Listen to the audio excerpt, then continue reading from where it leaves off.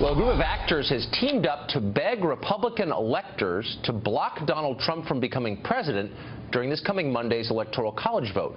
About to talk to one of them. Of course, there was a video summing up their views. Here it is.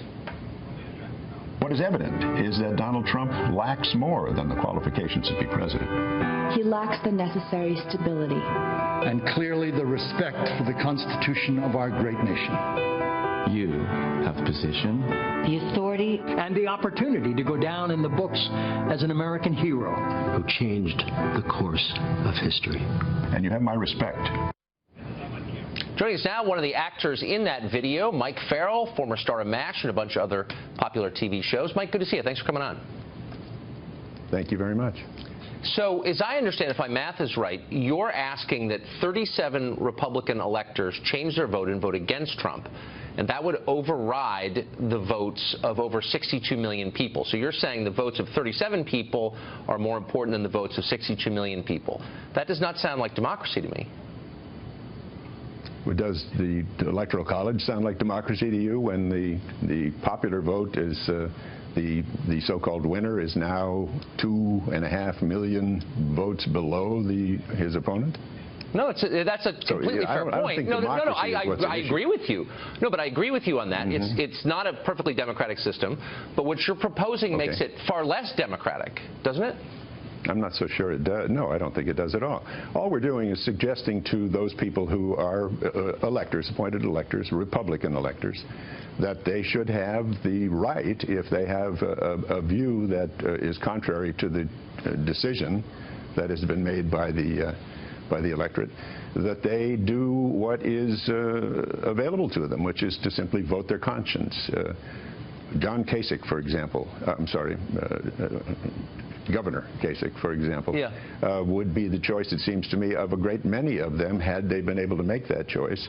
And because there are concerns, I think, across the board, in whether Democrat or Republican, there are concerns about the advisability of having a President Trump, and those concerns grow by the day as we see the appointments he's making, as we see the fact that he doesn't yet release the tax statements or tax records that he claimed he would. I mean, there are just a number of things that are happening that are raising people's questions, and it seems to me that the Electoral College has an opportunity, sort of a court of last resort, to say this may not be the right choice and leave it up to the House of Representatives.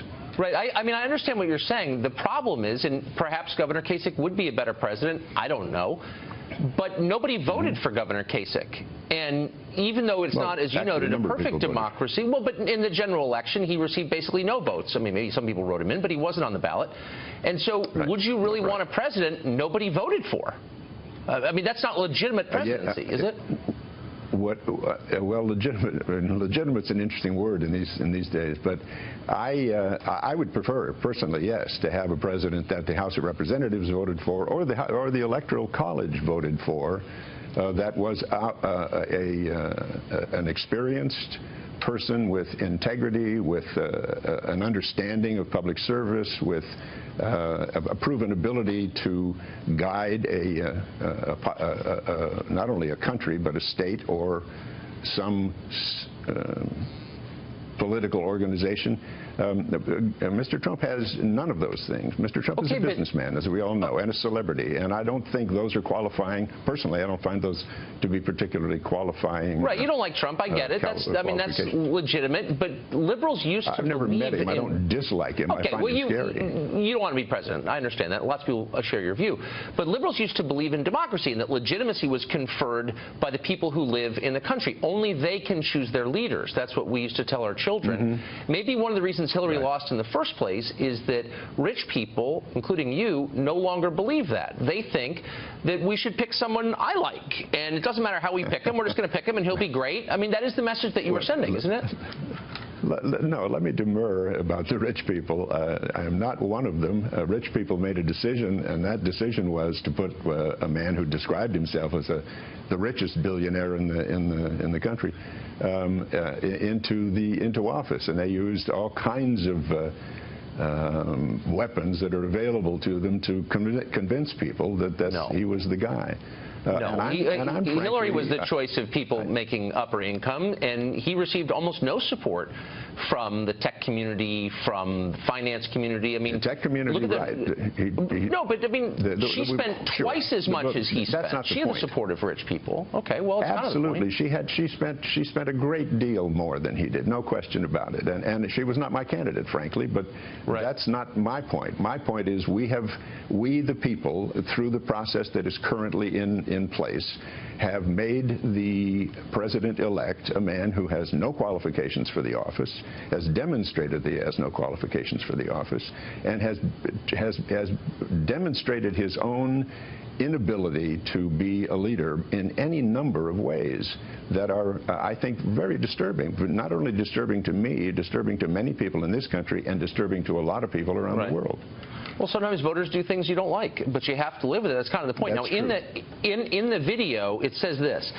This is to the electors that the video is aimed at. It says, the American people trust that your voice speaks for us all. These electors, the 538 or the 30 or the 37 that you want to change their votes. Who are these people? Do you know anything about the electors whom you believe should make this most important decision in the world? Do you know anything about them personally, about their wisdom, their backgrounds, their names even?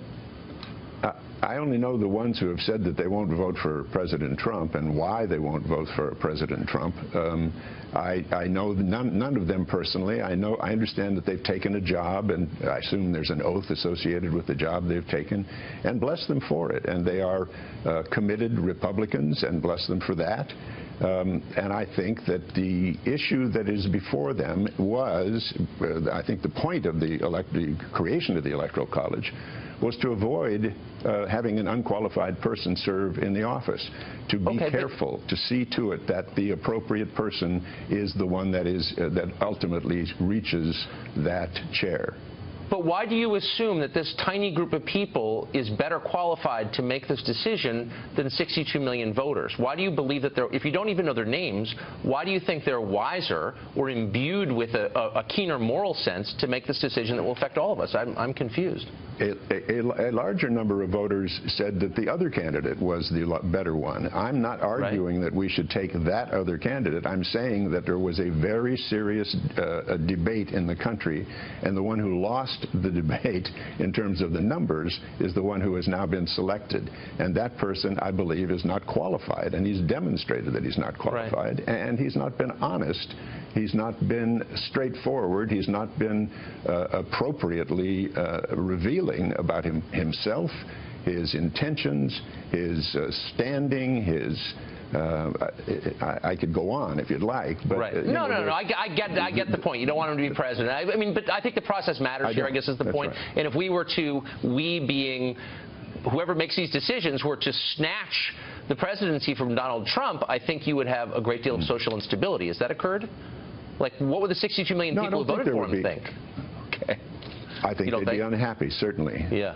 No, of course they would be. Yeah, but that's not the point. The 68 million or however many that voted for Hillary Clinton are unhappy too. But I think everybody will be happier ultimately when a qualified person sits in the office. I think when we have somebody doing the kind of work that he claimed outside that he was going to do, and now demonstrates that he's going to do some very different things, I think that's a source of concern for many people, even the ones who voted for him. Mike Farrell joining us. Thanks a lot. I appreciate that.